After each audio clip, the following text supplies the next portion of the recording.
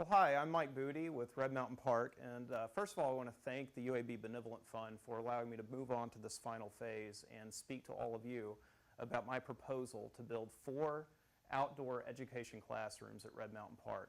I am the education specialist at the park, and my job is primarily to engage all visitors who come to us, nearly 10,000 a month, with the history of the land that the park now sits on, as well as the natural resources we try to protect, to take a land that's been abandoned after years of industrial use back to a healthy, green ecosystem.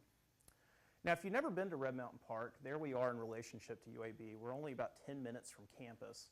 We're a 501c3 nonprofit. We don't take any money whatsoever from government or state assistance, and we instead allow our visitors to support us as well as community foundations such as the Benevolent Fund.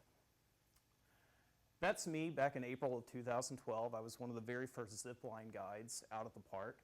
I was working there while I was still actually a graduate student here at UAB getting my master's in education.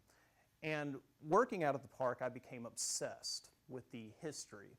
I loved walking on the old railroad beds that were converted to trails, and I loved walking past mining ruins. And I wanted to know absolutely everything I possibly could about the park. But there was a problem when I walked out there. There was very little in the way of interpretive signage or interaction letting me know just what I was looking at. So fortunately, when I graduated UAB, I was allowed to come on to the park as its first education specialist. And primarily what's been keeping my lights on since April of this past year was when I started offering field trips. We've served about 1,100 students so far, and it's been fantastic. We've gotten a lot of great feedback. But my primary motive at the park as the education specialist is to engage all visitors with the lessons that we have to teach.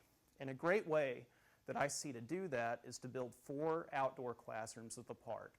One main classroom that looks a lot like this, with plenty of seating as well as space for interactive activities, and 3 satellite classrooms that go throughout the park at very significant locations that call attention to the history or the natural resource protection that we try to do. Now, these classrooms won't just be places that we take students out to and give them lessons. Rather, they're going to be classrooms that are always teaching. And what I mean by that is that there doesn't need to be a lesson going on for people to engage. We've actually built money into the proposal that we've submitted to the Benevolent Fund to provide interactive activities that people can engage with at all times when the park is open. Interactive activities such as biomes that students may have built in the past that are mounted and people can see and learn lessons about sustainability. Eco stations that teach about the multiple microclimates that we have at the park. We also have space for interpretive signage that uses QR code technology that people can access with their phones to find out and access over 100 hours of oral history interviews that we've done with people who used to live in the mining communities of Red Mountain.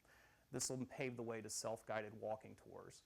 There won't be any instruction whatsoever, any instructor needed. People can go at their own pace throughout the park.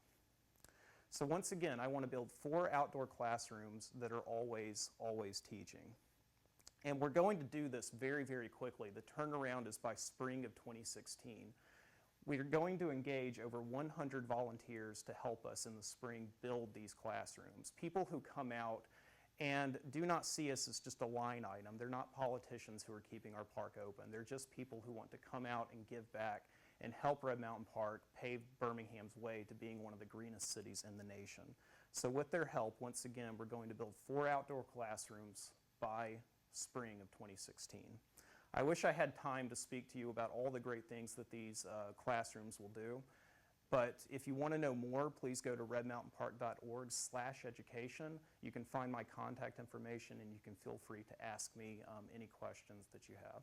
Once again, I want to thank the UAB Benevolent Fund, and please vote for Red Mountain Park.